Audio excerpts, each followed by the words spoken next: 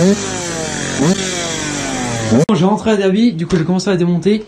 Donc j'ai commencé déjà à retirer tout l'esthétique, je vais me faire un petit peu une liste de ce qu'il faut que je prenne, ce qu'il faut pas que je prenne.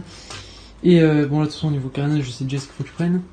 Maintenant on va voir, soit je trouve un kit plastique complet, soit je réutilise celui-ci parce que celui-ci il est clean, mais faut le repeindre. Ou voilà, donc je vais regarder si j'en trouve sur le bon coin des trucs comme ça. Et je vais regarder à peu près ce que je peux faire, si jamais je peux récupérer les filetages, parce que le bonhomme m'a dit comme quoi le pot il bougeait. Donc maintenant soit il a pas serré, soit les filetages sont morts ou etc. tout ça. Donc j'essaie de regarder au fur et à mesure ce qui va, ce qui va pas. Et à partir de là je vais me faire une petite liste ce qu'il faut que je commande. Et comme ça moi je pourrais recommander. Je recommanderai en même temps pour la XP6 et ce sera à peu près bon. Donc là vas-y, là je vais commencer à démonter. Et c'est parti.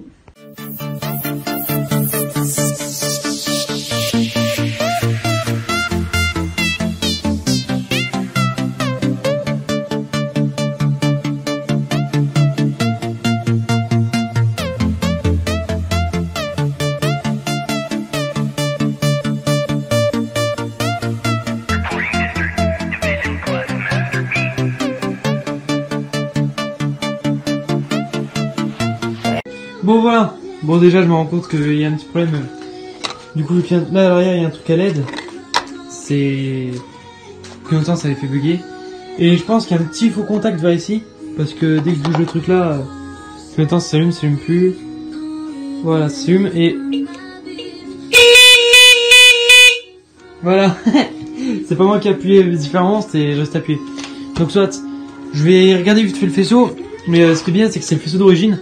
Et que déjà la arrière ça fonctionne, donc c'est déjà un bon truc. Donc ça aide, c'est déjà pas mal. Purée, il flash par contre les feux. Donc voilà, on va chercher des clignotants. Bon les avant ils sont pas beaux donc je pense racheter les 4 et mettre des filaments, parce que les filaments c'est bien, parce que les LED c'est une galère. C'est pas que c'est une galère mais c'est souvent quand faut mettre une centrale clignotante, c'est un bordel pas possible. Donc pour ça comment ça s'appelle, les filaments c'est très bien, à incandescence. Donc ça. Batterie du coup je me suis rendu compte que l'autre a été claqué.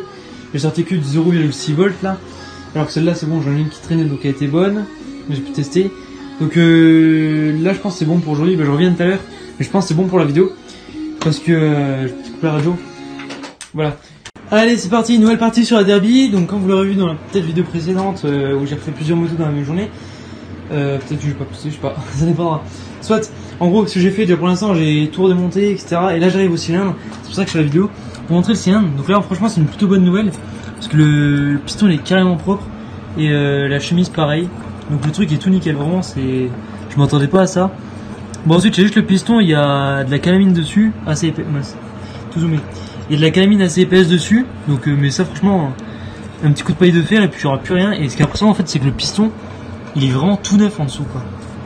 Vraiment c'est un truc de fou. Peut-être qu'il y a l'huile qui était peut-être pas top ou mes réglages pas top. Mais franchement même la culasse, il y a un pet de comment on s'appelle, de calamine ici et sinon il y a rien. Bon il y a beaucoup de calamine ici.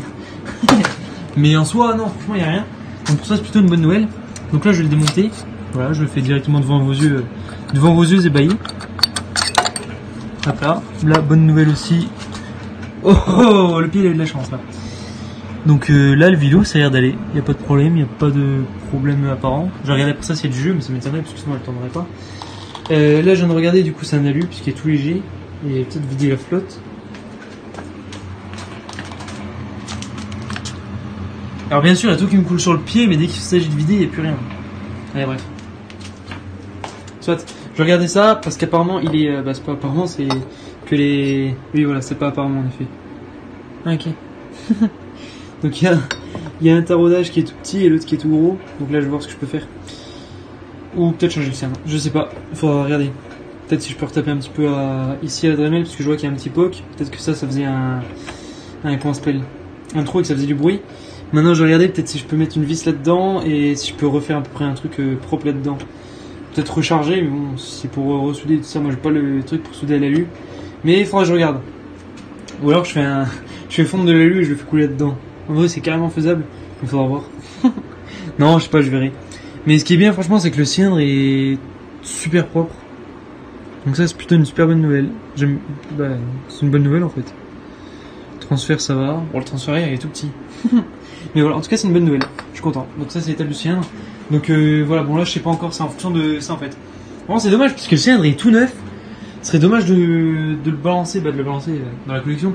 Mais ce serait dommage de devoir changer de cylindre juste à cause de l'échappement. Je trouve que ce serait un peu dommage. Mais j'essaie de faire ce que je peux pour l'échappement, voir si je peux pas remettre un peu de métal. Mais voilà, bah, en tout cas franchement le piston je viens de regarder là, mais non franchement il est clean. Même tout ce qui est segment et tout, non franchement il devait bien tourner. Là niveau jeu, un peu latéral, 0 en hauteur, c'est bien, c'est nickel. Bah là on est tout bon. Donc là niveau cylindre on est tout bon. Donc faut juste que je regarde pour le truc, les trucs là. Et après ça ce sera nickel. Si jamais ça c'est bon, j'ai pas besoin de racheter de cylindre, je pourrais le remettre celui-là. Parce qu'en plus il a même pas beaucoup de bornes, hein. Franchement je vais pas vous mentir là, le truc on dirait il y a encore les traces d'usinage. Alors d'habitude ça devient beaucoup plus usé dès le début, par exemple là j'ai celui-là est tout neuf. Voilà, celui-là n'a pas tourné longtemps non plus. Celui-là il a tourné carrément longtemps, mais je l'ai sablé. Voilà, là on voit bien quelques traces. Mais en gros souvent il y a des traces, par exemple les traits d'usinage on les voit plus. Petit tuto. Alors que là, celui-là pareil il était tout neuf. Celui-là il est un peu moins neuf. Celui-là il est plus très neuf. Oh mais ce serait pas l'ancêtre de la 125 ça d'ailleurs? Ça a l'air hein. Non, il fait nuit, je vais pas voir. Il était joli celui-là. Non, franchement, celui-là était beau. Il y avait un beau petit bout qui était tombé. Non, franchement, celui-là était joli. Mais j'ai que des trucs neufs ou quoi? C'est vraiment 9-9. Non, voilà. Bon, soit. En tout cas, c'est bien parce que le piston est très propre et le cylindre aussi. Donc, ça, c'est une super bonne nouvelle. Le vélo, même le vélo, il est clean en fait. Le vélo, il a pas l'air d'avoir beaucoup de bornes. En plus, il a l'air d'être un top perf. Et non, je pense que le moteur il a dû être refait il y a pas très longtemps, du moins par l'ancien propriétaire. Et c'est une bonne nouvelle. Voilà, donc au moins je sais que j'ai pas de mauvaise surprise au niveau du cylindre. Et voilà, bon allez, je vais vous laisser sur la suite de la vidéo. Maintenant je sais pas ce que je vais faire parce qu'il est un peu, il est un peu minuit, donc du coup les propos de Jeanne sont plus très cohérents. Mais en plus de ça, peut-être pas faire chier tout le voisinage avec la lumière. Donc je vais voir. Et ah oui ça, je voulais dire, prochaine étape, le carbu, donc je vais le démonter, nettoyer tout. Et il faudra que je retrouve une boîte air parce que j'aime pas mettre les cornets. Ou alors trouver un système à peu près propre. Parce que là c'est un tube dans un tube. Donc voilà quoi. Allez hop. Il me reste encore à voir peut-être le filetage du cylindre, ça je regarderai après. Dans une autre vidéo. Donc voilà, en tout cas j'espère que la vidéo vous aura plu. Que ce genre de vidéo vous a plu tout court. Donc j'espère que ça vous aura plu. Si jamais ça vous a plu, n'hésitez pas à me le dire en commentaire comme d'hab. Pour pas changer. Et voilà, en tout cas n'hésitez pas à vous abonner, que ce soit ici ou sur Instagram, ça fait super plaisir. Et voilà, bon à la prochaine pour une nouvelle restauration.